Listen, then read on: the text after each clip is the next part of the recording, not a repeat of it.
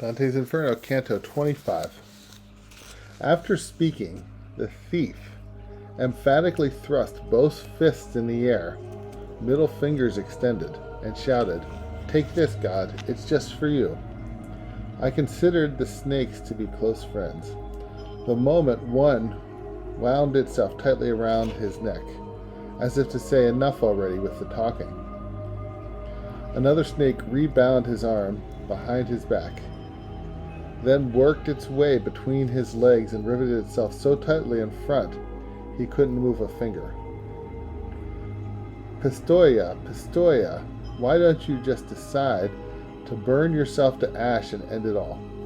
Your evil surpasses even that of your founders.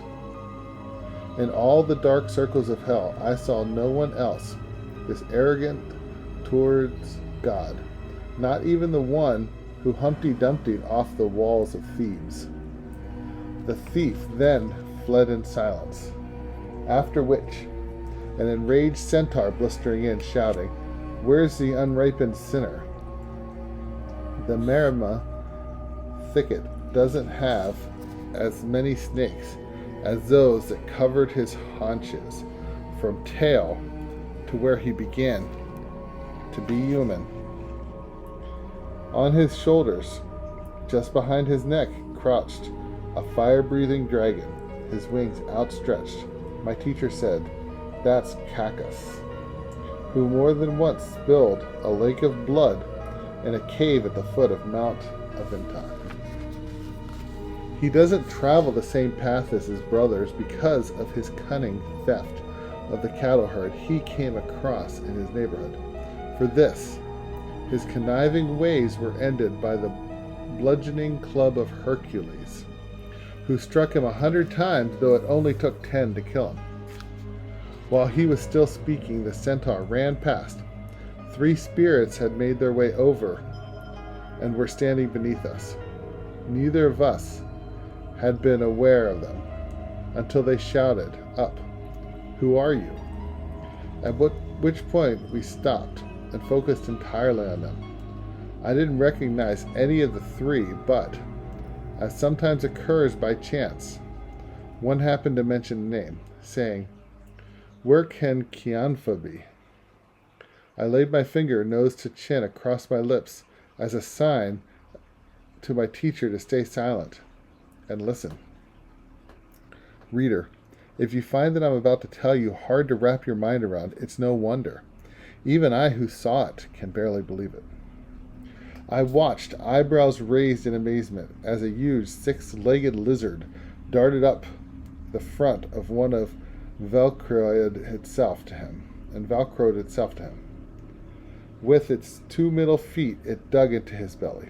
Between its 4 feet, it grabbed his upper arms. Then with a fang, it bit through both cheeks at once. It spread its hind feet and grasped his thighs, then struck its tail between his legs and curled up over his brawn buttocks. Ivy never clung so tight to a tree as the limbs of this terrifying beast were welded to another's. Now, like 2 melting crayons, they merged and mixed their colors, until neither seemed what it had been before. Like a piece of paper held to a match, the dark margin that moves in front of the flames is less than white it once was, but not yet the black it will be.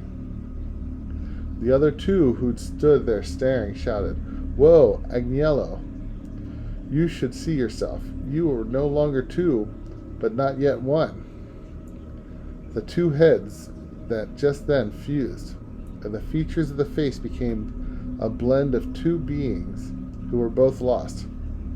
2 new arms took the place of those 4 extremities, thighs, lower legs, belly, and upper body, all turned into parts of a creature never seen before. The original sense of each was eradicated, and the new distorted form seemed a bit of both, but still not either. It lumbered off at a sluggish pace, like the snake-eyed lizard that flits from hedge to hedge on the hottest dog day afternoon, looks like a lightning flash as it crosses the street. Similarly, headed straight for the bellies of the other two, there was suddenly a small fiery reptile, black and livid as a peppercorn. It pierced one of them, right in the remnant of where we're first fed. Then it fell, fully extended in front of him. The pierced one just stared at it, transfixed, but said nothing. He only yawned, as if he needed a nap, or felt a cold coming on. He and the reptile eyed one another, then smoke issued from the one's wound and from the other's mouth. The smoke of both met and then commingled. Let Lucian just hush up about the sad story of Sabalus and Nasidius, and instead listen to what happens next. Let Ovid keep quiet about Cadmus and Erethula. If he puts him in his poem as a snake and her as a fountain, I don't envy him for it. He never altered two different natures by having them stand face to face while the forms were quick to exchange their essential essences.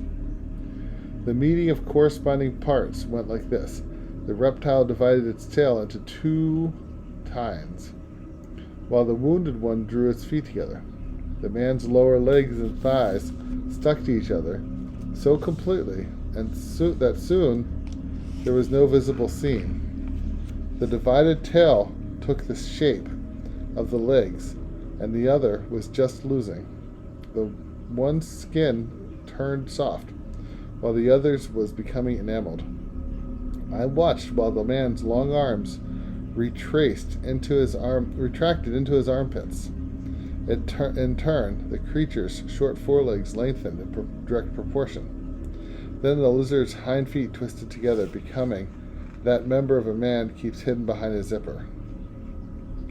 While the unfortunate one issued two new feet in front of his, behind a veil of smoke that wrapped them both. Each changed color as hair sprouted on the surface of one and was stripped off the skin of the other. One rose to stand while the other fell to the ground. Both kept their bitter lamplight eyes locked on the other as the faces changed. The flesh of the standing one contracted at the temple. From what was left over, 2 ears were formed on the once vacant cheeks. Any extra went to becoming a nose for the face and lips of predictable thickness. The one now groveling on his belly lengthens his nose and draws his ears back. Draws in his ears like a snail does his eye stalks. His tongue, which was whole and primed for speech, now splits and becomes a fork double tongue, while that of his other fuses. And then the smoke stops. Now the soul slithers off as a creature, hissing a dismal hiss, the sound of public scorn, and the other walks off, speaking and spitting.